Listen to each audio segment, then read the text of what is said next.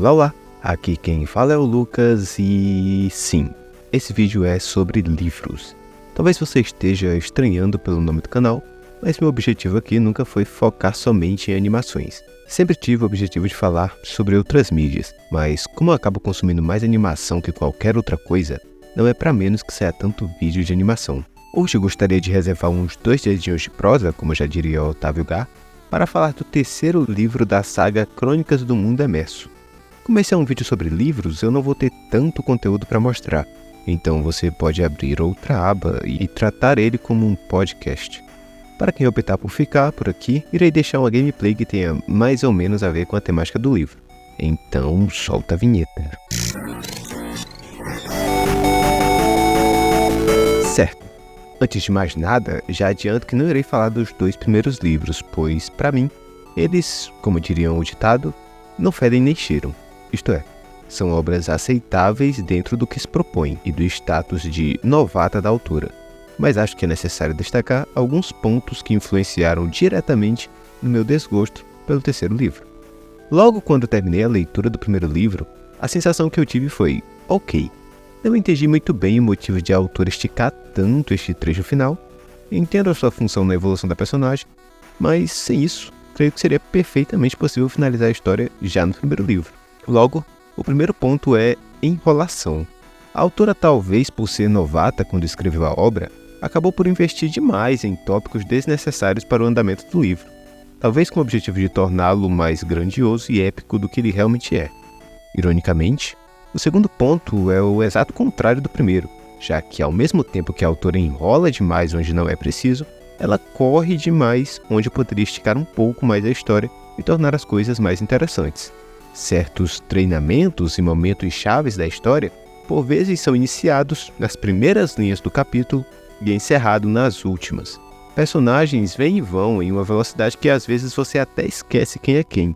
O problema aumentou no segundo livro, na minha opinião. Se eu já tinha ficado com um gostinho de enrolação no final da primeira obra, aqui na segunda isto é ainda mais intensificado, já que, pasme, 50% da obra é filler. Na minha opinião, claro. Como assim filler? Filler no mundo dos animes é um termo usado para partes da história que estão ali para enrolar e fazer o anime durar mais. Aqui no livro, isso se manifesta com a quest de Sennar, que precisa visitar um reino submerso para buscar ajuda para a guerra. Qual o problema? Você me pergunta. Sennar é um personagem aqui no segundo livro, ou melhor, lá no segundo livro, secundário. E ele ainda nem era um dos melhores, ele foi evoluir um pouquinho mais no terceiro livro. E esse é justamente o terceiro ponto problemático da obra. A autora não sabe escolher em quem focar. Dos 3 personagens que acompanhamos no terceiro livro, um é Bananão e o outro é gado da protagonista. Enquanto isso, dos 3 melhores personagens do primeiro livro, 2 morreram lá mesmo e um sumiu para fazer participação especial no terceiro. E como isso tudo influenciou no meu desgosto pelo terceiro livro? Veja bem, no finalzinho do segundo livro, a autora adianta qual vai ser a quest principal do terceiro, e essa seria localizar 7 talismãs ao redor do mundo para vencer a guerra. Quando li isso eu pensei, 7 talismãs? Se fosse uns 3 era tranquilo, mas 7? O próximo livro vai ser enroladinho. E olha só, eu estava certo. O terceiro livro não é só mais longo que os 2 primeiros, como enrola ainda mais nos acontecimentos. Muitas coisas acontecem apenas por necessidade da autora de que elas aconteçam.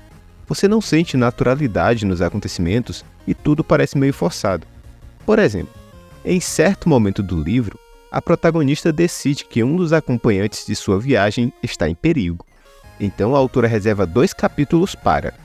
Primeiro ponto, os 3 voltarem para o ponto de partida de sua viagem. Segundo, a protagonista e o gado fugindo no meio da noite e deixando o Bananão para trás. Terceiro, o Bananão acordando e fazendo drama para ir atrás da protagonista. Quarto, o Bananão foge e vai atrás da protagonista. 5. O Bananão é capturado e torturado e acaba revelando onde os amigos estão.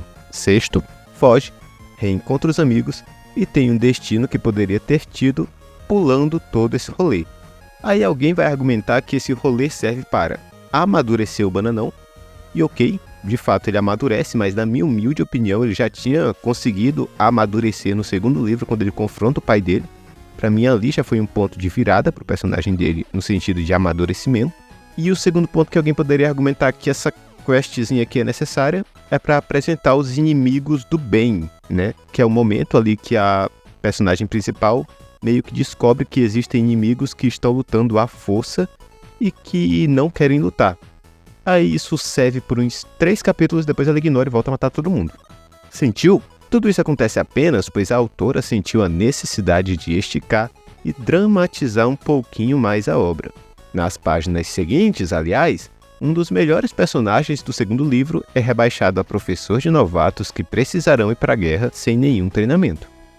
E começamos mais um plot desnecessário para a terceira obra, já que o que poderia ser uma baita crítica de como os jovens são forçados a ir para a guerra, ou de como havia um vislumbre sobre defender sua pátria que era destruído na primeira batalha, aqui a gente só fica vendo o professor tretar com um aluno birrento mesmo. Esse é outro dos plots introduzidos e esquecidos do livro.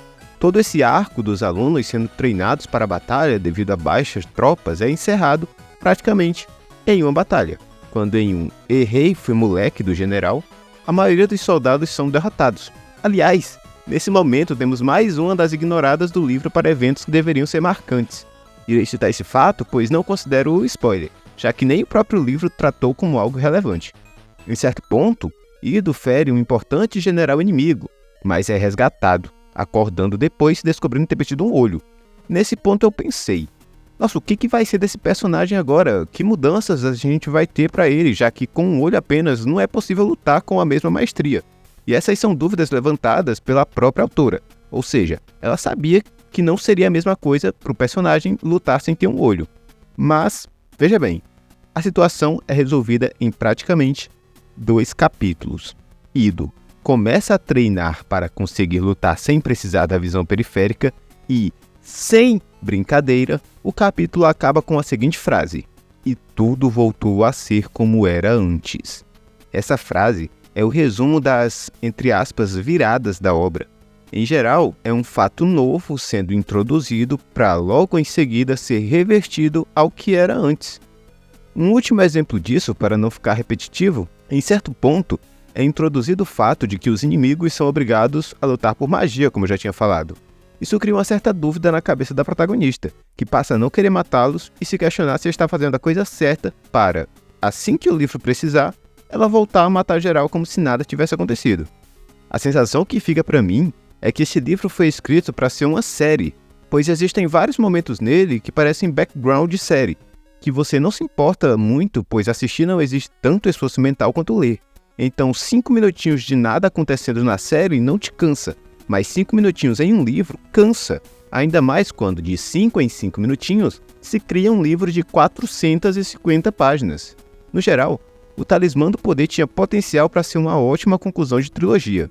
Até consegue, em certos momentos, ter bons callbacks quando retorna com personagens antigos e justifica finalmente a participação deles em eventos passados, e acabam conseguindo justificar esses pontos que poderiam ter passado batido, apresentando no final até que empolgante, na minha opinião, com exceção da batalha final que, pra mim, pelo menos, se resolveu muito rápido, cara. Você lê 3 livros pra batalha final entre o vilão e a protagonista ser resolvida em algumas linhas é meio frustrante. Mas o grande problema é, quando você finalmente chega no final do livro, você já tá tão cansado da enrolação infinita que você só quer terminar logo e pular para a próxima leitura.